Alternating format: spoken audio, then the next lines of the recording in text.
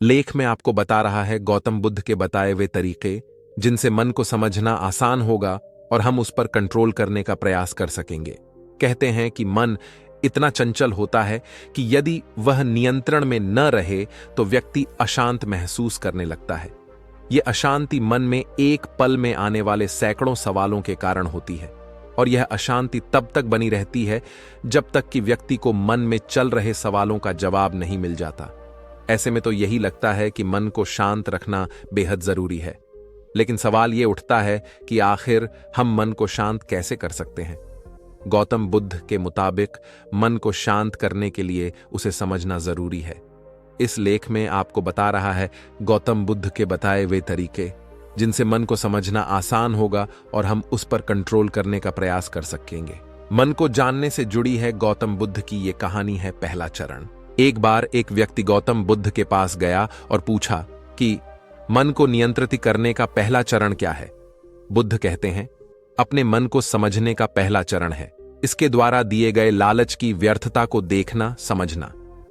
दरअसल जब मन अनशांत होता है तो कई तरह के लालच देता है और जिसने मन द्वारा दिए इन लालचों को पहचान लिया, समझ लो कि उसने मन को समझने का पहला चरण समझ लिया। फिर व्यक्ति बुद्ध से पूछता है कि लेकिन हमें यह कैसे पता चलेगा हमारा मन हमें लालच दे रहा है और वह लालच व्यर्थ है। इसका जवाब देते हुए बुद्ध कहते हैं, अनुभव से। मनुष्य मन के लालच से जिस कार्य को अतिपूर्वक करता है उसमें उसे हानि ही होती है और हानि के बाद ही उसे अनुभव होता है। जैसे जिसने वास्तव में यह देख लिया कि नशा करना केवल दुख है, वह नशा मुक्त होना शुरू कर देगा।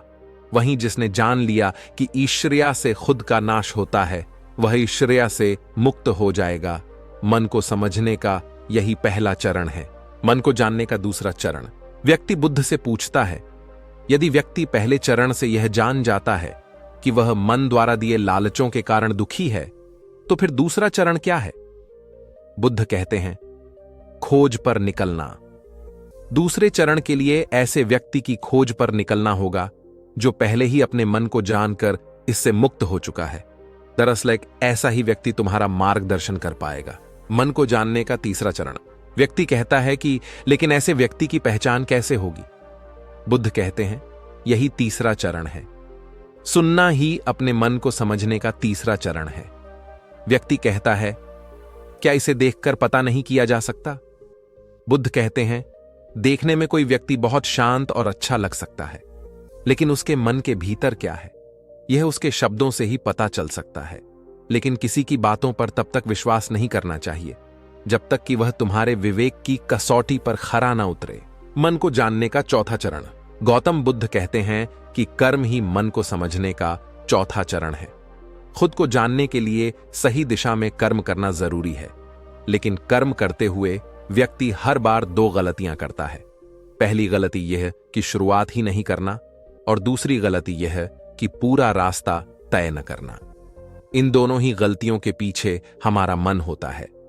व्यक्ति अपने कर्म को पूरा इसलिए नहीं कर पाता क्योंकि वह सोचता है कि मैं कल से शुरुआत करूंगा तो कोई यह सोचता है कि मैं असफल हो जाऊंगा। इन गलतियों का मुख्य कारण है जागरूकता की कमी। इसके बिना मन व्यक्ति को सही दिशा में चलने ही नहीं देता। मन को जानने का पांचवां चरण। गौतम बुद्ध कहते हैं कि मन को जानने और समझने का पांचवा चरण है जागरूकता।